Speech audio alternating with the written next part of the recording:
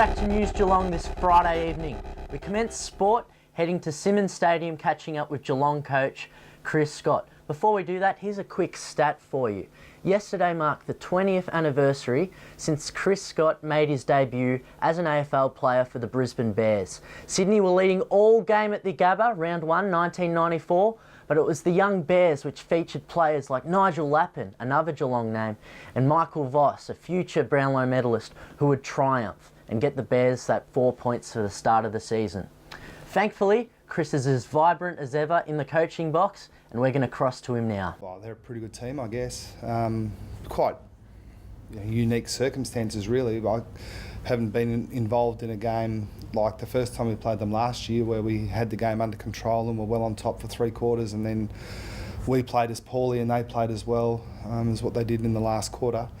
But that's ancient history as far as I'm concerned. It was so long ago.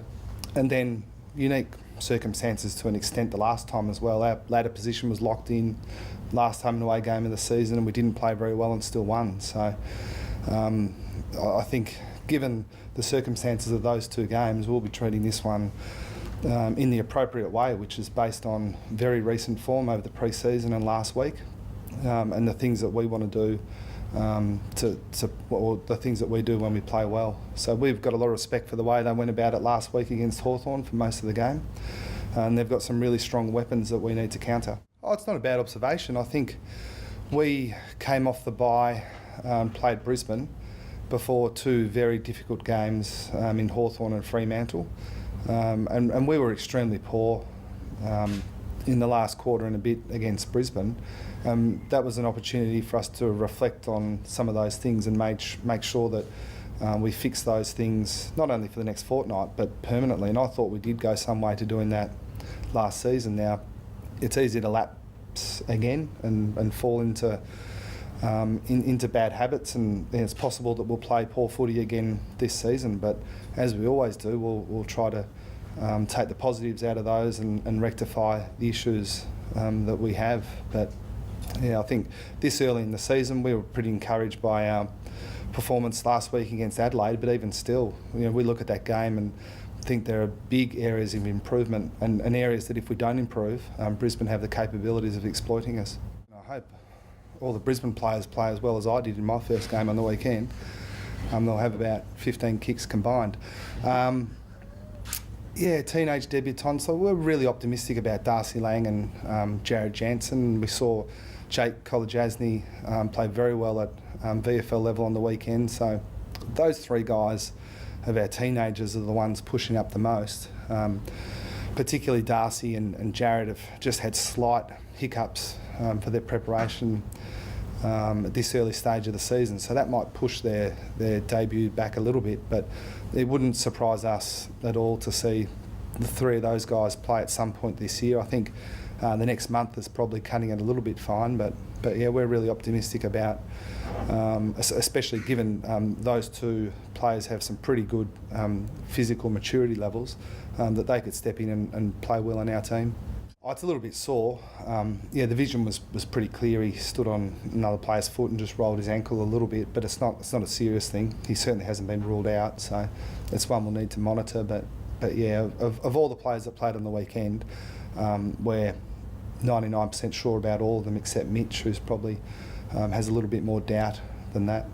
Yeah, one of the most respected players at our football club, which is saying something, I think, because there are a lot of highly decorated and well-respected players. I don't think it's a bad thing if he thought that his career might be at the crossroads a little bit, but even coming into the club, that was never my impression. I've always had a high regard for Andrew, one looking on as an external observer, but getting to know him within the football club has only increased my admiration for him. He's a guy that his teammates just love playing with. He's a little bit of a barometer for our enthusiasm as a group too. When things are tough, Mac's typically the player that generates a little bit of enthusiasm and brings the players with him. And we've always thought that he's a very good competitor and a very good performer at his best. The thing that's improved in Andrew's game is that his bad games are still pretty good now.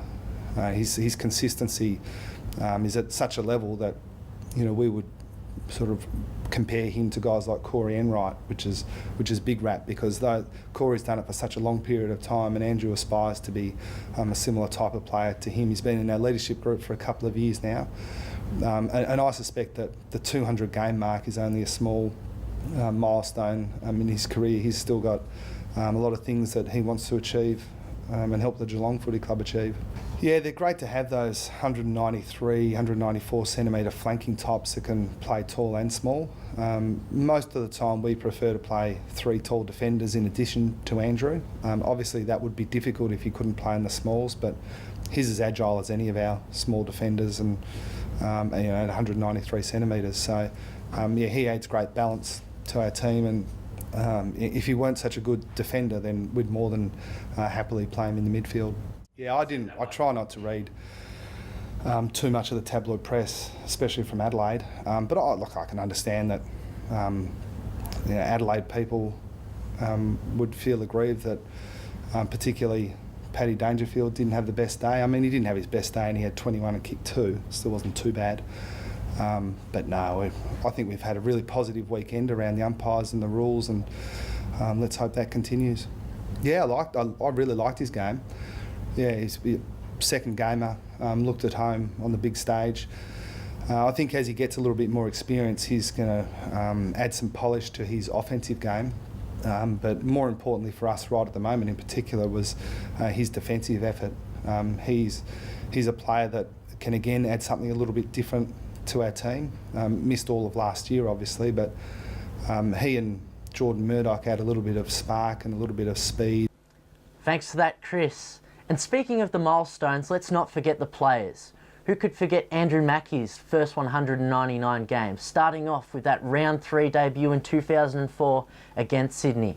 He didn't win that day, but boy has he had some success since. Congratulations on reaching your 200 game milestone this weekend. And you're not the only one, surprisingly. Former St Joseph's College old collegian, like myself, Nick Maxwell for Collingwood, a premiership captain and an All-Australian, will also reach the 200 game milestone. And let's not forget an ex-Geelong premiership player in Josh Hunt with GWS. Congratulations on your win last week. Let's hope you can do the same this week against St Kilda. Well, we'll move down from the AFL to the developers in the TAC Cup, catching up with Geelong Falcons coach Andy Althorpe before his round 1 game, which will be in Camperdown, could you believe? Well, Andy, all reports are that the Falcons have had another successful pre-season, and as we head to round 1, there's some changes in the list. Firstly, the leadership group. Could you tell us some of the new positions there? Yeah, we've gone again with multiple captains. So this year we've gone with 3. We've gone with Taya Miles, Aaron Christensen and Nick Dixon. And then amongst the leadership group with those 3 is going to be Scott Dixon, Jacko Nelson, Joe Maishman and Zane Cordy. Yeah. Tough decision leaving other players out, or are you really satisfied with the efforts of these 3 and 6 names? Yeah, well, we looked at Goddard and McCartan, obviously, and already know they've got a pretty heavy workload. Goddard's obviously part of the leadership group with the AIS, and then he's going to have big country commitments as well. So we thought we'd ease up on those 2 and give some other guys a bit of opportunity. And the guys we've sort of gone with are going to be around a little bit more. Hopefully they all have a crack at Vic Country, but give them first crack at the leadership part of it. Also fantastic to hear some names that we've interviewed over the last 12 months. But now it's on to the future potential. We've got some first years that will be making their debuts in the next fortnight. Yeah, we're probably going to have 10 guys debut in the first round. So there's a lot of new guys in there. There's some top ages who played locally last year. A 19-year-old in Randoni, the ruckman, he'll debut. So yeah, there's 10 guys in there that are fresh faces and ready to go and keen to really get amongst Falcon footy. Well, we're not going to give away who's going to debut in what round yet, but let's just talk about that first round against North Ballarat. I believe you played them twice last year and they were both easy victories. Yeah, we've played them twice last year. Lots changed since then. We played them in a practice match 2 weeks ago and they stitched us up in the end. We got off to a good start, but they ran over the top of us and showed us they've got plenty of run and plenty of fight, so it's going to be a really tough game first up down at Camperdown. And then the next round, you're at Simmons Stadium. Obviously, a lot's changed in the last 2 years in that fantastic facility. Are you looking forward to playing more games as a club this season? Yeah, definitely. Simmons is fantastic for the boys and for all of us to get down there and not have the travel factor to worry about. But yeah, the boys, once they get on there, they seem to find a leg, and playing Dandenong's going to be a really tough game too, because they're always really competitive and pretty tough in the contested side of things. So yeah, it's going to be another tough game. Thanks for that, Andy. Wishing all the new Falcons boys the best with their debuts over the next couple of weeks. That's it for sport this Friday evening. Thank you very much for joining me. And it's back to you now, Meryl. Thank you, Alex. And now for the weather in and around Geelong for the next few days and for the weekend. On Saturday, there will be possible showers with a maximum of 23 degrees.